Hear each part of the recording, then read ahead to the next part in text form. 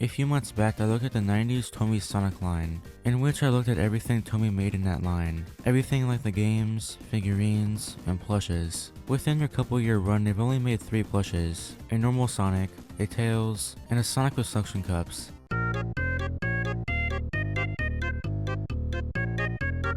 And ever since I made that video, I've wanted to own one of these, since I didn't have them when I made the video. Well, fast forward 6 months and here we are.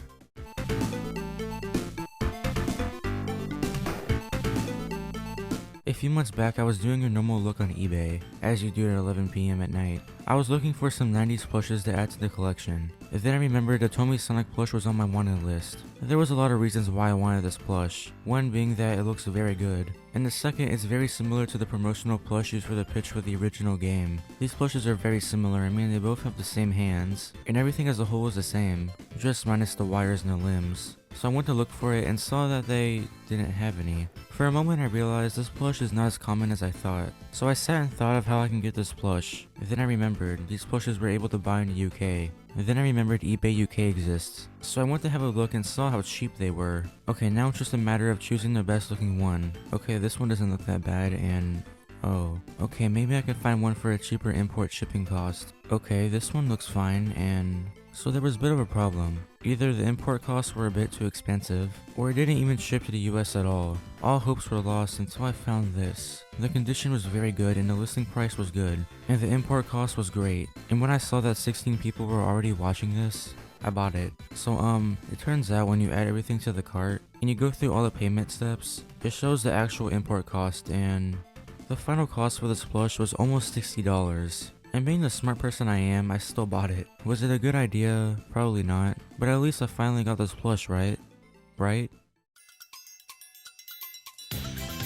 Where do I even start with this? This plush looks absolutely phenomenal. And is very accurate for its time since it came out around 1991 or 1992. I mean, compared to other plushes from its time, it looks as close to the character than the others. Not to say these are bad, I do like a stringy Sonic plush. Just saying this is the most accurate. Well, not exactly since this plush has 3 back spikes, which is expected since there are other plushes with the wrong number of back spikes, like this Japanese plush with 1 back spike. The fabric this plush uses for the peach and blue parts are soft, though can get worn out over time. And then for the white parts, it's a generic fabric. His facial expression is great with him being in the cool, confident look he had in the 90s. His mouth is stitched to the plush, and his nose is well shaped.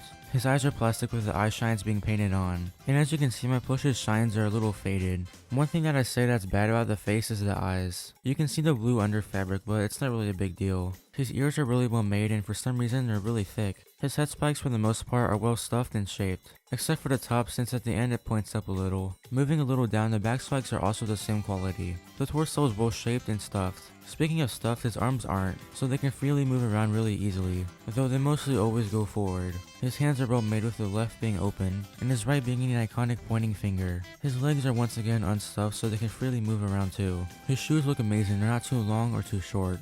On the bottom of the left foot you can see the tush tag with the Sonic logo, although you can't really see it on mine since it's a bit faded, so I'll show a picture on screen of what I'm talking about. Then on the back there's a second tag with the Tomy logo, along with some standard information on how to wash the plush, etc.